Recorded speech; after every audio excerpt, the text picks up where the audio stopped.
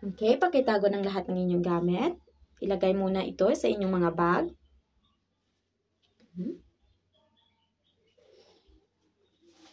Ngayon naman, itutungo tayo sa asignaturang Araling Panlipunan. Sa asignaturang ito ang ating layunin ngayong umaga. Basahin lahat-lahat.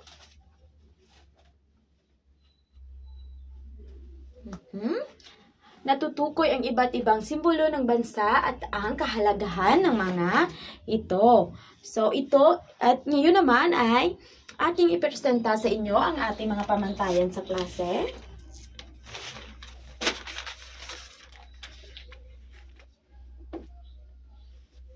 Sabay-sabay, basahin ang unang pamantayan. Maupo ng maayos. Kayo ba ay nakaupo ng maayos? Pangalawa, itaas lamang ang kanang kamay kung nais sumagot. Pangatlo, okay, huwag makikipag-usap sa katabi habang ang guro ay nagsasalita dito sa unahan. Ikaapat, huwag ikalat ang mga basura sa inyong ilalim ng upuan. Pakipulot muna ng mga basura at pakiayos na rin ang inyong mga upuan. Maraming salamat. So bago tayo tutungo sa ating bagong aralin ngayong umaga, ano muna ang pinag-aralan natin kahapon? Tama, ito ay ang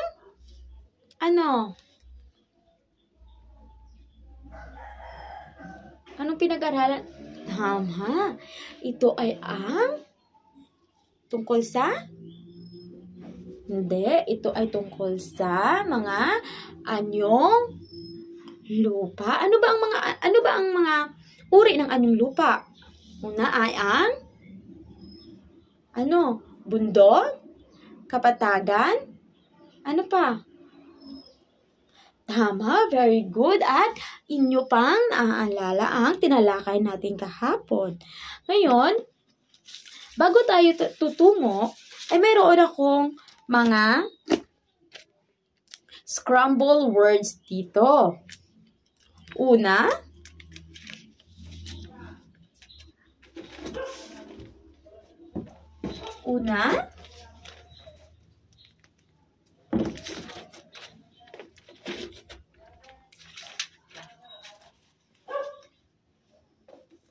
sa palagay nyo, ano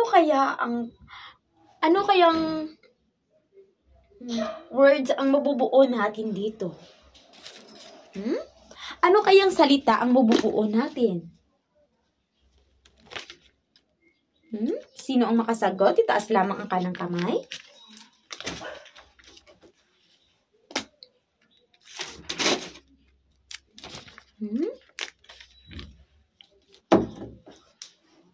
Tama, ito ay ang watawat. Ikalawa.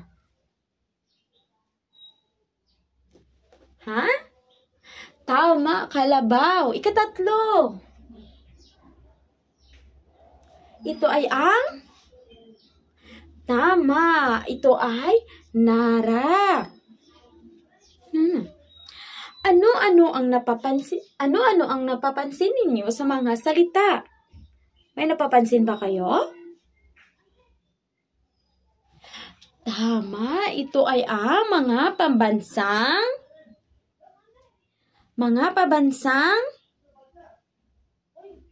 sagisag ng bansa. Tama. Saan kaya ninyo ito makikita? Ang watawat, saan natin makikita? Tama, sa school. Saan pa? Munisipyo. Ano pa? Saan pa? Saan pa? Sa Malacanang. Tama, maraming watawat sa Malacanang. Saan pa? Sa ospital? Mayroon ba? Sa labas ng ospital? Mayroon. Ano pa? Ikalawa, kalabaw. Kayo ba ay may alagang kalabaw sa inyong mga tahanan o sa inyong bahay? Saan ginagamit ang kalabaw? Tama. Sa hahanap buhay sa bukid. Tama, ginagamit ang kalabaw sa pag-araro. Ano pa? Next, ano ito? Tama, ito ay nara. Sino nakakita na rito ng punong nara? Itaas ang kanang kamay. Sino na ang nakakita ng punong nara? Saan? Bandang highway? Tama, kayo ay nakakita na ng punong nara.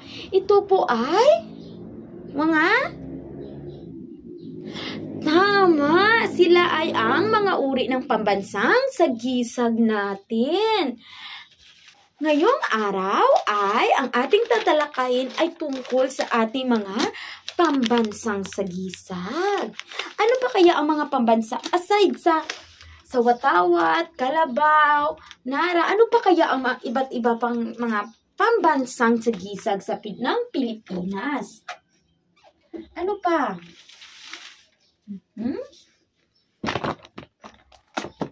Tama! Pambansang bulaklak ay ang Sampaguita. Ngayon tutuklasan natin ang pambansang sagisag ng Pilipinas. Una, ang pambansang watawat. Ito ay ang flag. Very good.